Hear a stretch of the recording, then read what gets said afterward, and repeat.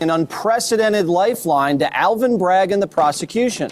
He's dismissing the most serious charge of manslaughter in the second degree after the jury was deadlocked on it all day.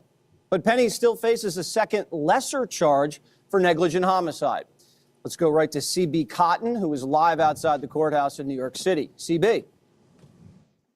Hi, Jesse. Well, Daniel Penny's fate still hangs in limbo now that jurors return on Monday to debate whether he's guilty of that lesser charge, criminally negligent homicide. As you mentioned, the judge dismissed the most serious charge in the case, second-degree manslaughter, after jurors came back twice saying they were deadlocked on it. Around noon today was the first time that they announced they couldn't reach a unanimous decision, and the judge had to give what's called an Allen charge, which is when a judge urges jurors to go back, deliberate, try to reach a verdict. The judge overseeing the trial explained to jurors, hey, if you don't reach a unanimous decision on this charge, a new trial will be set with a new jury. But around 3 p.m., after the lunch hour, they came back deadlocked again. There was debate between prosecutors, defense attorneys, and the judge ultimately making the decision to dismiss that top charge. Since when deliberations first began on Tuesday, jurors have asked to review several pieces of video evidence in the case, parts of the medical examiner testimony, and they've asked the judge to review parts of the law. Retired New York City criminal court judge George Grasso explained to me what makes this case so hard for jurors. Well, that's the reason why this is such a hard case for jurors acting in good faith based on the evidence presented in front of them. They start off with the premise that the defendant in this case was a good man trying to do the right thing and act as a good Samaritan and help people. And now they're being asked to potentially convict this man for manslaughter and/or criminally negligent homicide. That's a hard burden that they have. And Penny still faces a potential prison sentence of up to 4 years in prison if jurors find him guilty on this lesser charge. Jesse. All right, CB, thanks very much.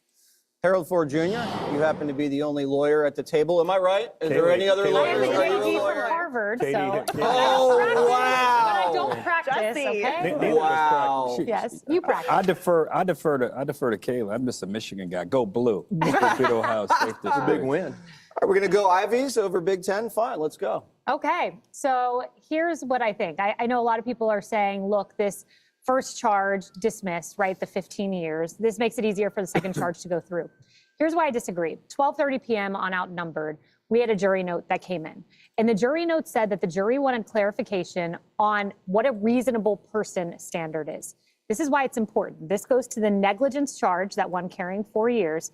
And they ask you, would a reasonable average person have perceived the risk to Jordan Neely? Well, there seems to be disagreement if they need clarification on the reasonable person. I'm hopeful there. But when you look at this, the reasonable person, there were many reasonable people on that subway train. The bystanders who thanked him, the bystanders who helped him hold down Jordan Neely, the woman of color who said this, or trying to make this about race. Well, a woman of color, that's how she self-describes, said he is a hero. It was self-defense. He is only guilty of trying to help people. Those are the reasonable people on the subway. This is a travesty. It's great news. The first charge is gone, but not a victory, a travesty. A good Samaritan being made into a bad actor, a hero into a villain. Welcome to Manhattan. The only other jurisdictions that could do this were D.C. and L.A., so good job, Alvin Bragg. Do you agree with Kaylee as a Michigan graduate? The characterization of Michigan being less than an Ivy League, I'm not going to accept. Oh, I will say this. You're a swing state. I largely agree with Kaylee. I come at it slightly different. I think that what the judge has done here is that there might be grounds for reversal if he's convicted of anything, because you can't go through a trial and then allow the prosecution to say, we believe that one of the charges, because the jury can't come to a conclusion, should be dismissed. I think the judge, I'm going to be curious to see once we get more information about how the judge came to this decision. Two, what I don't quite understand, I've followed this case. I'm obviously not on a jury and have not received all of the evidence and don't have all of the things that they've seen. But if indeed Kaylee's right, a reasonable person, if he grabbed that guy, because the guy was threatening everybody, and he doesn't let up, or say he did let up, and the guy pretended that he was down or was suffering, and he lets up, and the guy stabs him, stabs Daniel Penny. That's exactly right. So Daniel Penny, I don't know. I think it was unfair to even who had brought these charges.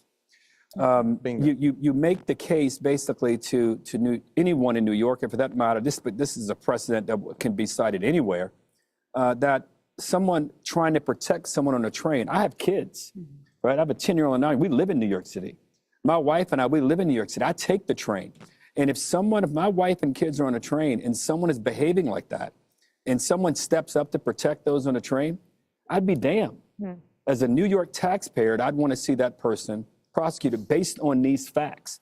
So Michigan versus Harvard, I'd say it's a tie. I agree. As we get here at 5 o'clock. And the mayor is getting involved. Katie, let's listen to what Adams has to say.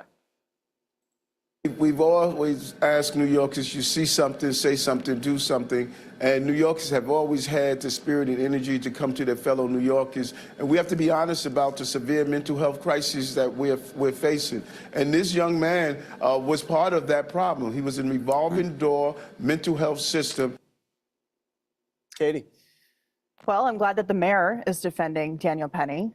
This is a case that should have never been brought. In fact, it's a case that sat at the police department for nearly 2 weeks. But then when the social justice woke mob showed up to protest, that's when Alvin Bragg decided to give in to mob justice, and bring these bogus charges against Daniel Penny, who is a hero who's had to go through this for the last year of his life. It's totally changes everything when it comes to the consequences of this. Now nobody wants to help on the subway because is it really worth being made an example of in Manhattan and New York City to have your life torn apart this way? You know, Alvin Bragg has a habit of either undercharging or not charging criminals like Jordan Neely, who was in and out of the system, had a long rap sheet, while overcharging good Samaritans and good people who want to help their fellow citizens like Daniel Penny. And so now you have this judge pushing this till Monday when the first charge was dropped at 4 p.m. on a Friday. Used to be that you would work until you were done. So now this has to sit for the weekend. They're trying to squeeze out a guilty charge on the second charge, basically saying, well, they didn't get him on the first one, so now maybe they can get him on the second one. And the consequences of this for the entire country are so far-reaching in terms of what this man has been through. And the people who will suffer the most, of course, Daniel Penny is one of them, but it's the people on the train who will be at risk to these criminals who will now be able to say, well, I'm not the one who's going to be charged. In fact, people can go as a mob to the police station and to Alvin Bragg.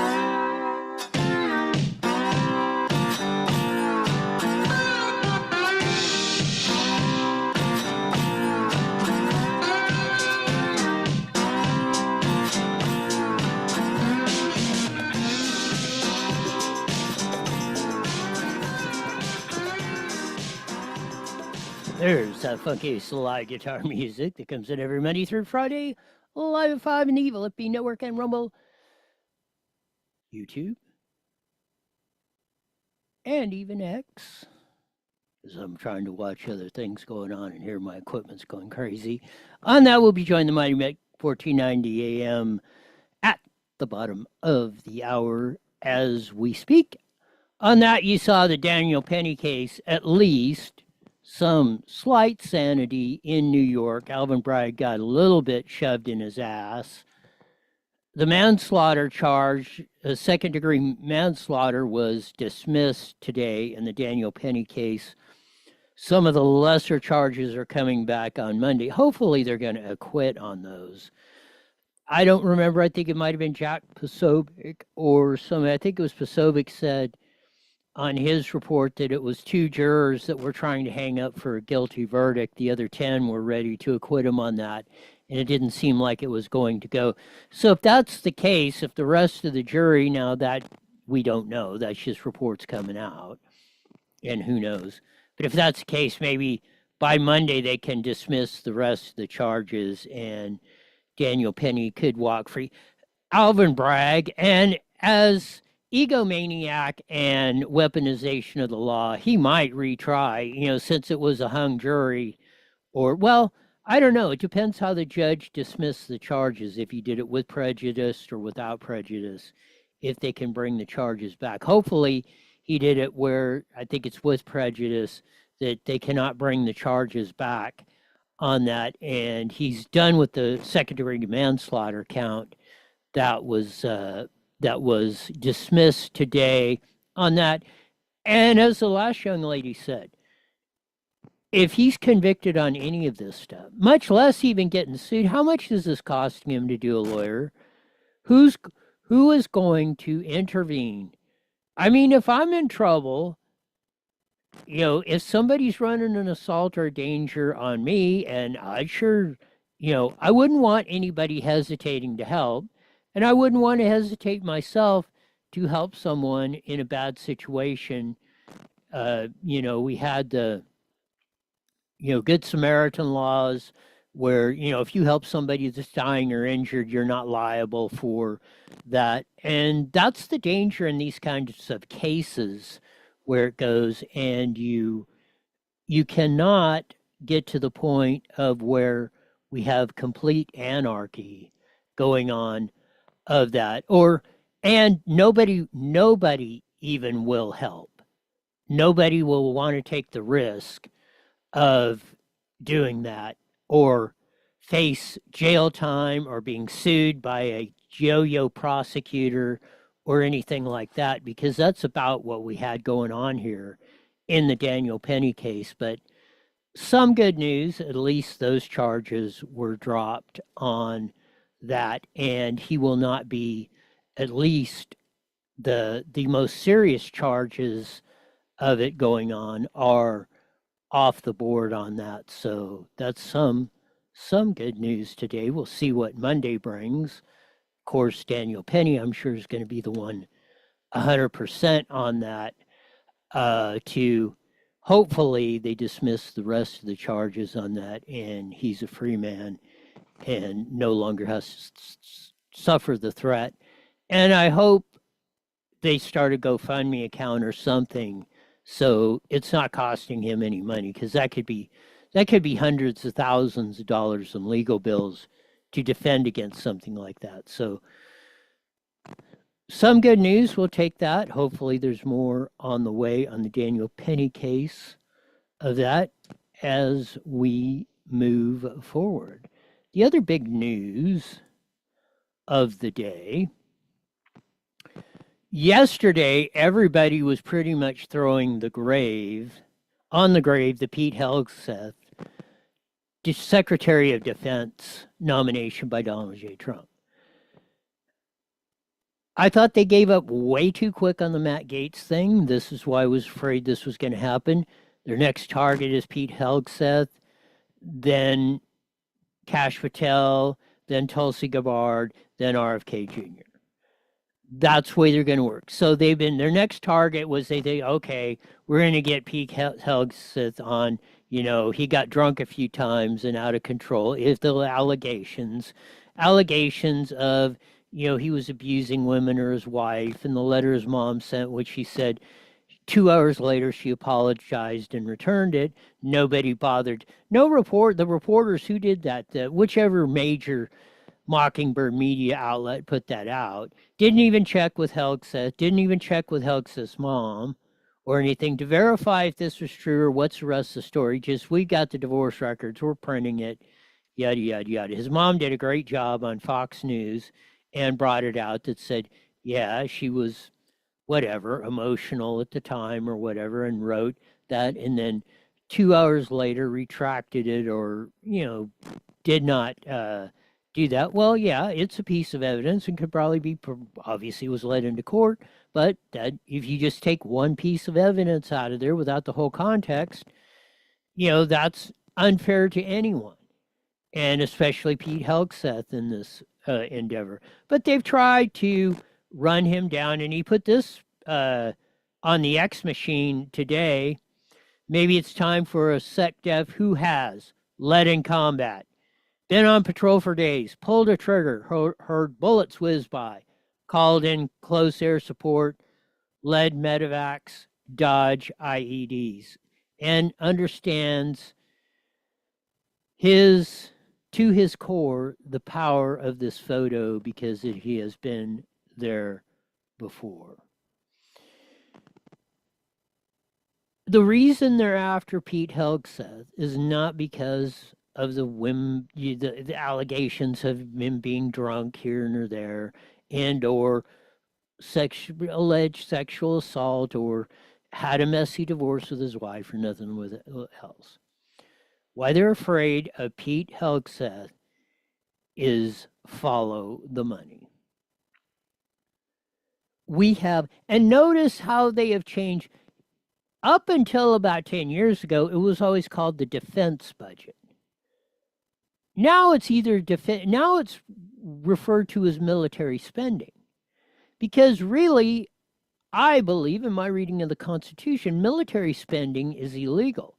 The only thing we are supposed to spend constitutionally money on our military is for the defense of a direct or imminent threat to the United States.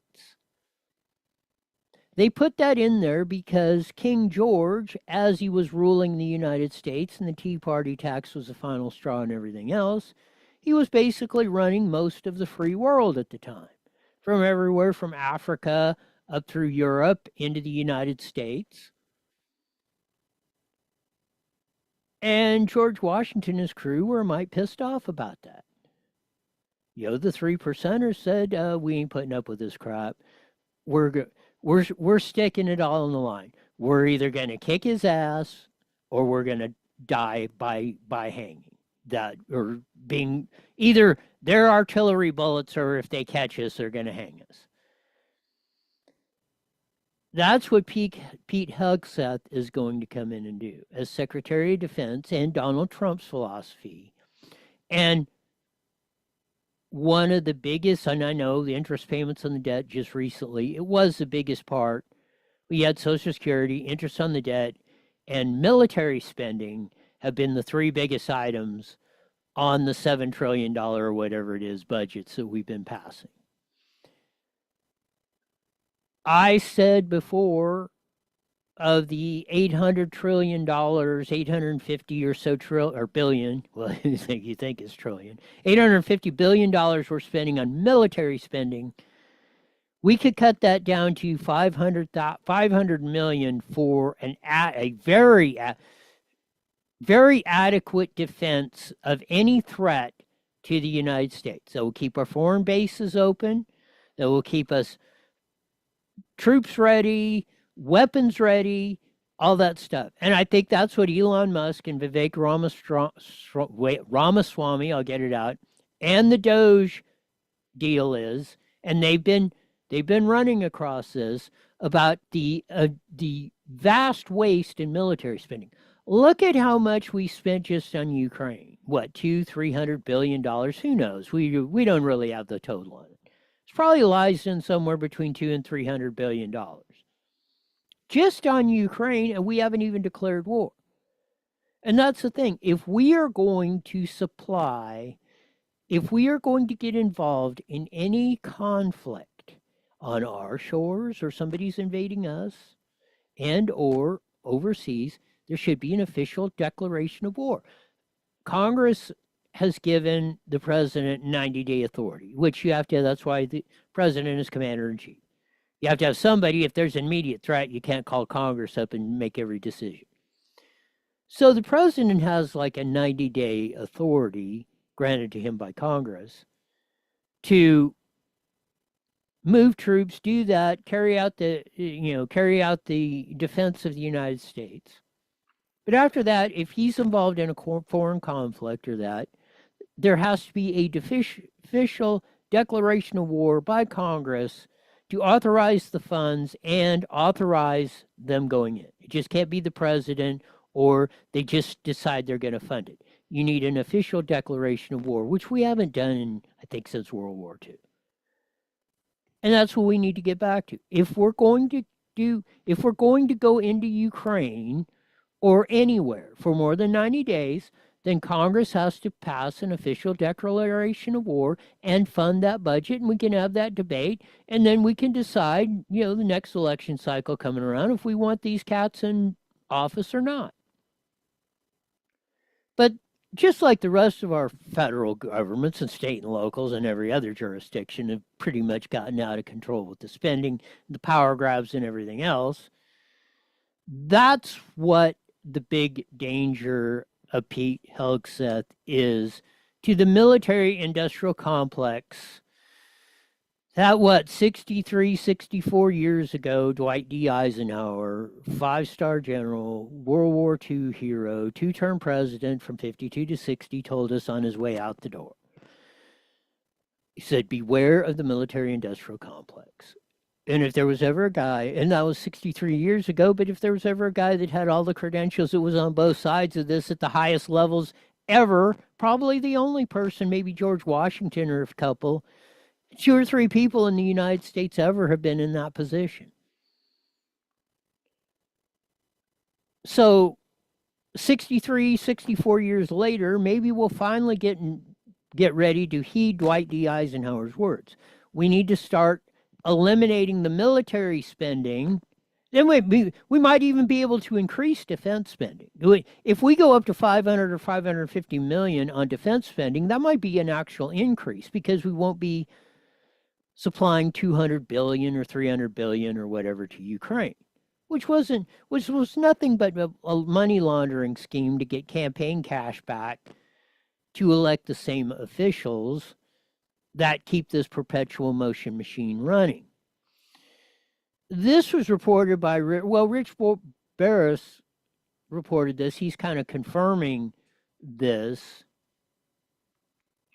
But we heard the whole Joni Ernst, the Iowa senator, she's been raising a ruckus and everybody's been focusing on her about Pete Hegseth.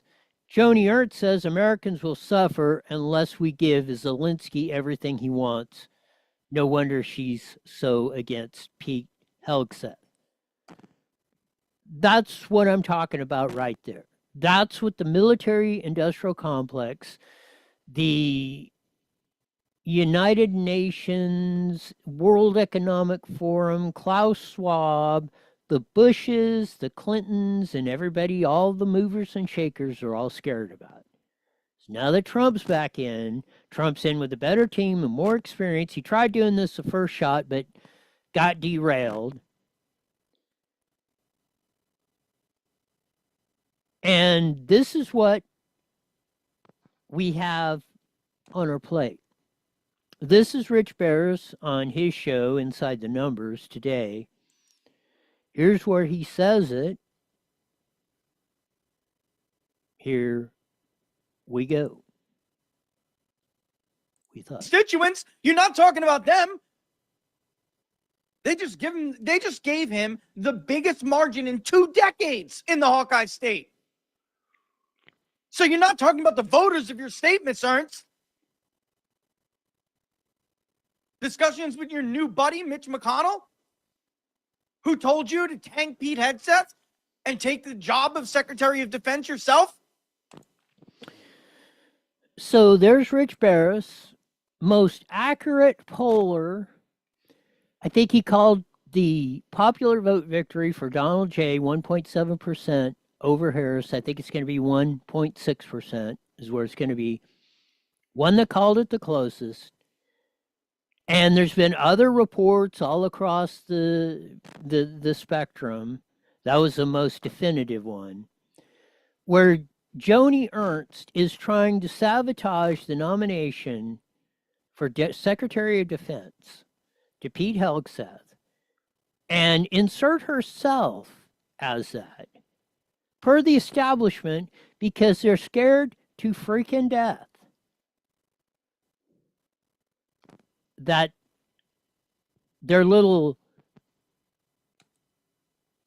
let's say, this perpetual money tree they've been draining us for trillions of dollars for decades might be coming to an end. That's what the real worry is on this. Here's more with on clip that Rich Barris had from Joni Ernst. Here we go. Transgender people serving in our military. We have transgender people serving in our military. They will bleed red just as the rest of us. Holy. Yes. Trans this. Oh, well, we can't have them, but we can't have them bunking with the women. We got to build a third facility everywhere across the world for the trannies. Do you know how much trillion retrofitting every Air Force base, naval facility, Marines, Air Force, Army, Coast Guard? You know how many trillions of dollars that would cost? So how are you going to do that in a submarine? They're already crammed in there like sardines anyway. Oh, we can this and that. That's just another. That's just some more on this military spending. The contractors and stuff that would make trillions of dollars off of this, and then they know because they're going to get the campaign cash to make their, they're going to get one half of 1 cent out of all this money, but that's enough to keep them. That's enough for Kamala Harris to get $2.5 billion to run her presidential campaign. Failed presidential campaign. Hey, Roy, can you hear me? Yes, I can. Woohoo!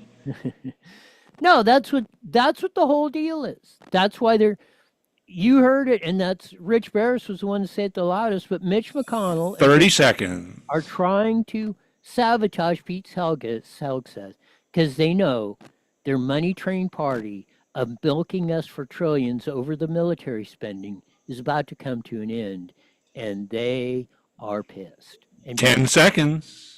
Yes, who support America. PatriotSwitch.com. IE Newswire Daily is on the air. The following is a paid program.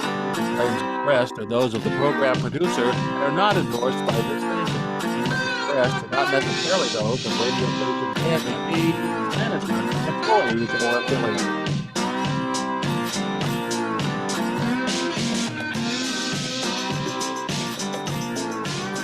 There's the funky slide guitar music that comes on every Monday through Friday, live at 5:30 on the Monument, 1490 AM, broadcasting all over the Inland Empire and the aforementioned AM band. Joining our vast video audience in the Evil at Bean Network and Rumble. Check us out. Subscribe. Type in IE Newswire on Rumble. We're also on YouTube. Give us a thumbs up. Subscribe there. And on X. Put some comments in there. Have a good time of that on this Faster Than You Friday. Charges dropped edition. Daniel Penny, the Good Samaritan, who subdued the vagrant or whatever that was riding the subway, drugged out or whatever he was, and he eventually died of there. And that ding, well, I didn't even say Alvin Bragg, the odious Alvin Bragg. Let me try and be nice on a Friday. The odious Alvin Bragg, who brought the ridiculous charges against Donald J. Trump in Manhattan of that.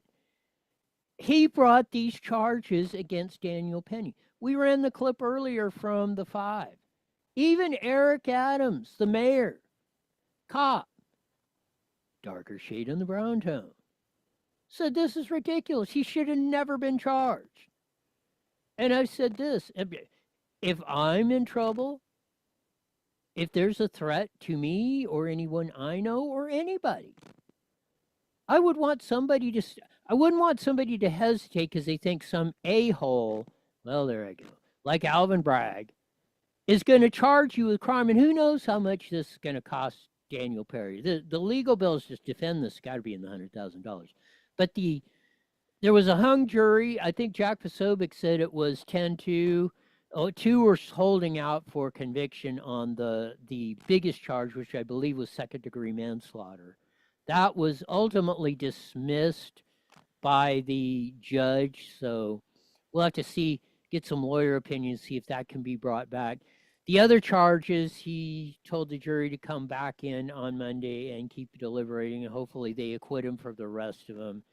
And hopefully there's a GoFundMe or something for Daniel Perry going on, because he shouldn't have to spend a dime. And even if you do get charged with that, people should know that people are going to come to your aid if you help somebody else and you have some dingwad like Alvin Bragg who's going to sue you because he thinks he's going to make a couple political points with. Did Alvin Bragg not get the message of the election? You know, there's a very small minority of people that you're catering to. And if you want to go down in flames with them, then that's your business. But the American people, I think they will, no matter what happens in this case, and hopefully by next week he's acquitted on all the rest of the charges, or they're dropped or whatever. And hopefully he should not have to pay a dime in legal bills on this.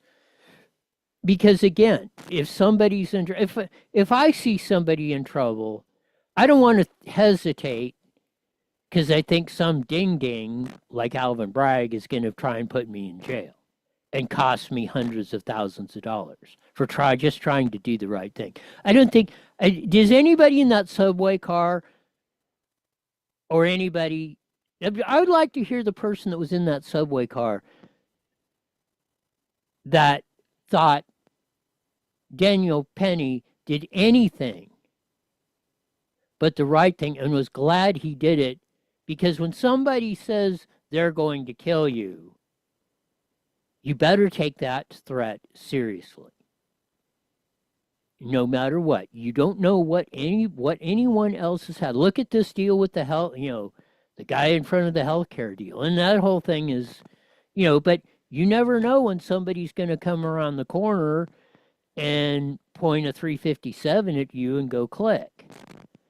And, then they're having a memorial service for you. So that's the kind of thing we should be eliminating. And we should know that our legal system and society will stand with you when you do the right thing. The other thing is the big Pete Hegseth, which a lot of people were throwing him under the bus, dirt on the grave, saying no way he's going to get in. Looks like he's making a big comeback. It's being exposed now. Mitch McConnell, along with the Iowa Senator Jimmy Ernst, were trying to make a coup to get Donald Trump to pull the Pete Hegseth nomination for Defense Secretary and install her. The tranny-loving, complete nutcase, never Trumper, Joni Ernst. Now, she's been good on spending. I'll give her some credit of that while she's been in the U.S. Senate.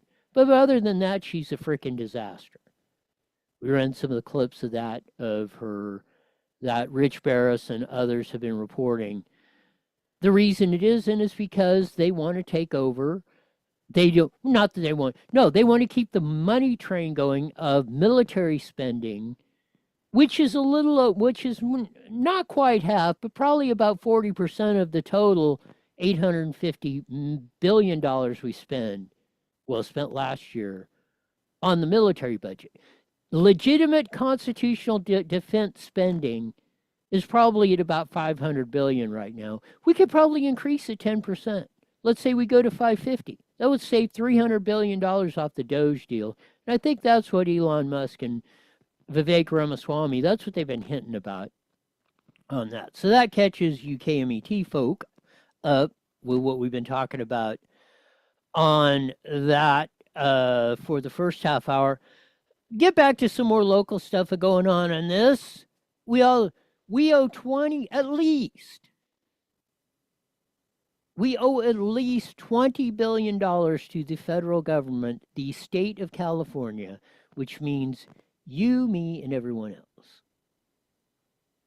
We owe the federal government $20 billion over this unemployment fraud case that went on during COVID. California, under Julie Su, which Biden appointed some sort of secretary, Secretary of Stupid? She was doling out money to everyone that was sending it in, where it was going to Russia, Nigeria, Colombia. Everybody was getting that. And a lot of the people that were legitimately out of work over COVID were not getting their money.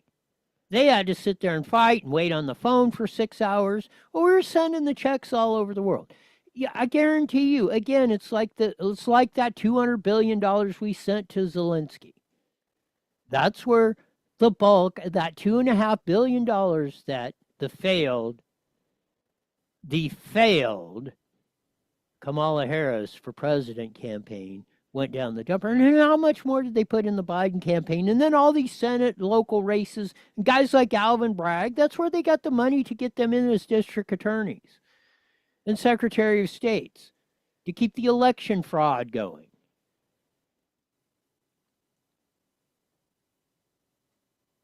State has failed to build robust reserves. California unemployment insurance system has come under fire for an alleged $2 billion annual shortfall and a $20 billion Federal Reserve loan balance. That's what we're talking about. The Legislative Analyst's Office, LAO, wrote, the outlook is unprecedented. Although the state has in the past failed to build robust reserves during periods of economic growth, it has never before run persistent deficits during one of these periods.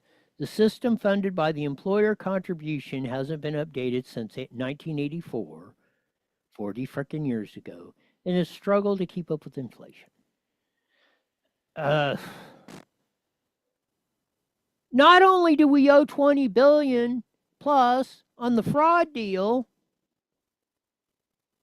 it's $2 billion in annual short just in the unemployment for as far as we can see out into the future.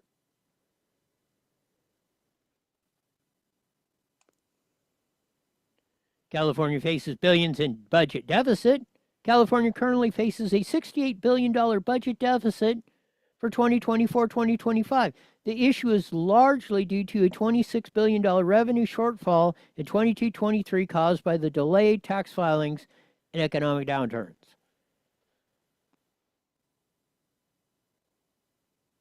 No, well, that could be part of it. Part of it was the phony frickin' numbers that were coming out of the budget office. And even LAO wasn't. The Legislative Analyst's Office wasn't correct.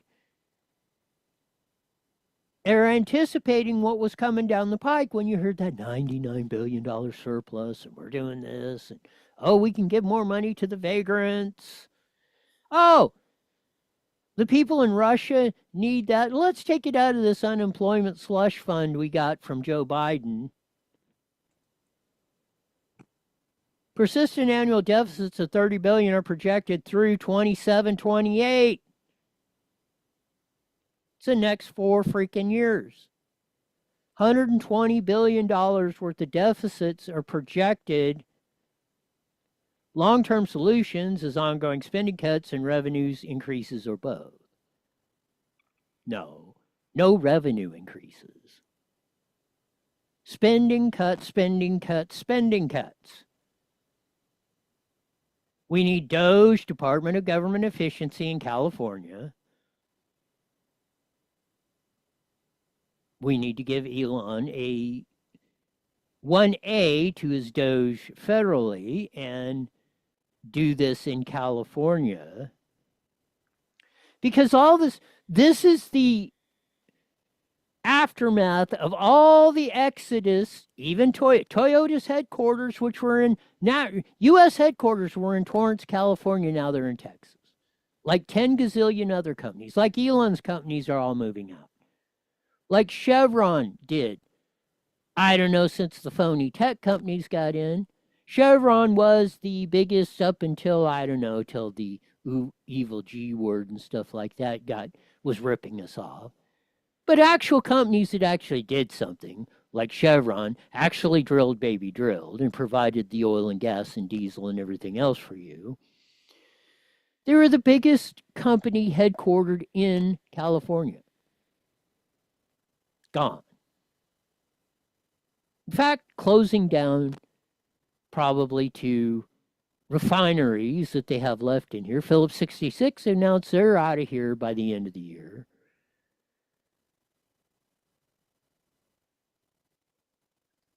this is what we have to look forward to. These are significant problems. In regards to the unemployment insurance issues, LAO wrote, these are significant problems in isolation, yet alone in combination. These significant changes proposed in this report are an honest reflection of these problems. However, whether or not the legislature takes action, employers will soon pay more in unemployment insurance taxes than they do today due to escalating charges under federal law. So the Fed said, it wasn't a grant, it wasn't a gift. They said, okay, you guys can't just go out and borrow whatever it is to tide you over to the unemployment during the COVID. We can borrow the money. We will borrow the money for you, give it to you, but you got to pay us back. If you don't pay us back, you got to pay us back one way or the other. You either got to pay back out of your revenues coming into the state. The state obviously is broker than Cooter Jones, to flip that little scenario over a little bit. It used to be drunker than Cooter Jones.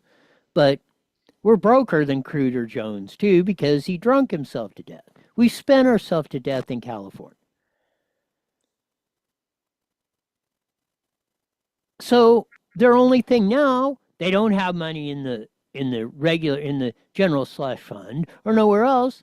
So unemployment taxes got to go up. So when it comes time to renegotiate your contract,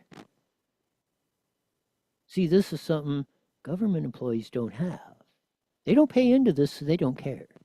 All you in the private sector, look at that little tab. There's a tab on there that says unemployment, or I can't remember what the name is, but there's a special fund that money goes into that is only for that. That money's going to go up.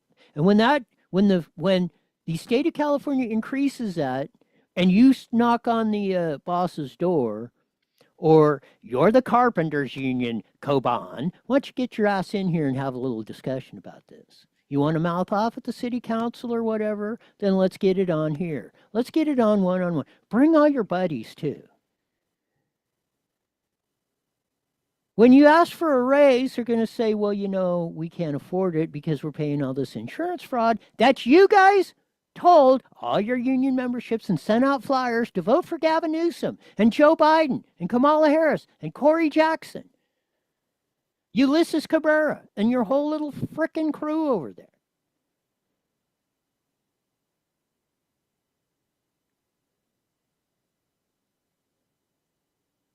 And you're running everything into the ground.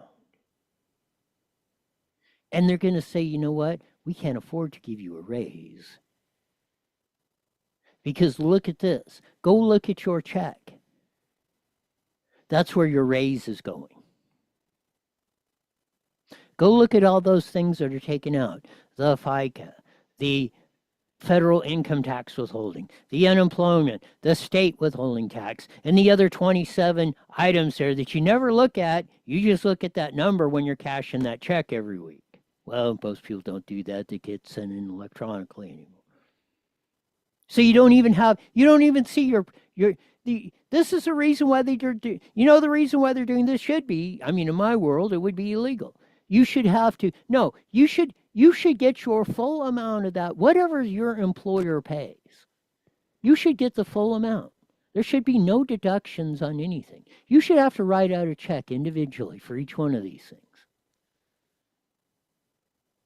Then you would see you were lucky you're taking home half of what you actually earned. Right off the top.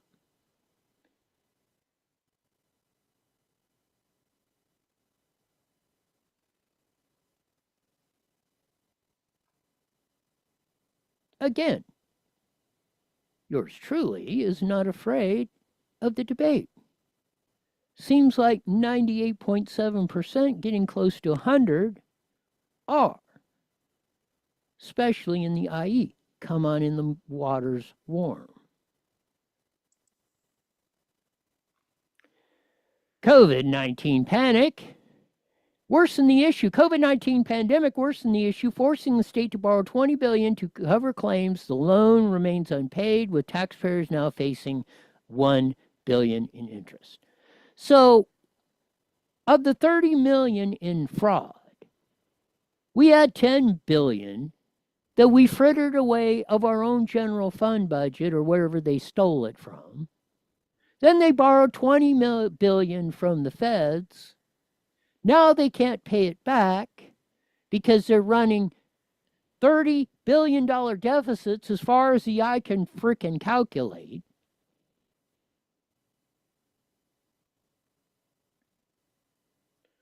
This is where we are. The LAO wrote, not only are the state's tax system falls short of repaying the loan, the balance is set to grow due to the ongoing gap between contributions and benefits. That's the $2 billion a year that we're on a shortfall just for the normal times. Just if we didn't have any, let's say COVID never happened. Let's say we never borrowed that $20 billion from the feds. The unemployment insurance would be $2 billion short annually for as far as the eye can see. This is what you call, when I talk about structural deficit. When they claimed they had a $99 billion surplus last year, or was it 2 years ago, whatever. And I said, you can claim in any 1 year a balanced budget, but if you have $20 billion loan you can't pay, a $1 trillion state employee benefits and retirement system you can't pay, that is a structural deficit because one day those dollars are going to come due. So even though today you can say, okay, say you're making $5,000 a month and your expenses are, you can cover the interest today, or you can stave off, or you can get another credit card or loan to bypass the ones you already got. You can say, well, my budget's balanced. I'm paying, I'm getting $5,000 in, $5,000 out, where my budget is balanced. Well, yeah, in that particular month, you might be able to do that a year, but you have a structural deficit because you're not making enough to pay off the loans and obligations that you have coming in the future. You can't pay off your mortgage. You can't pay off the $100,000 of credit card bills you've racked up, and the car payment, and the this, and the vacation to the French Riviera, and whatever else you did. Your student loan of $120,000. You can't pay it off. You don't have enough income in the next years to pay that off. You do right now because you're still robbing Peter to pay Paul.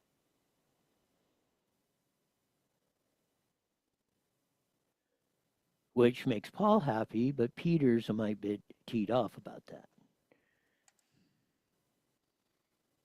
Major ongoing costs, the LAO added, this will become a near permanent feature of the state's unemployment insurance program and major ongoing cost for state taxpayers, which means you, boys and girls.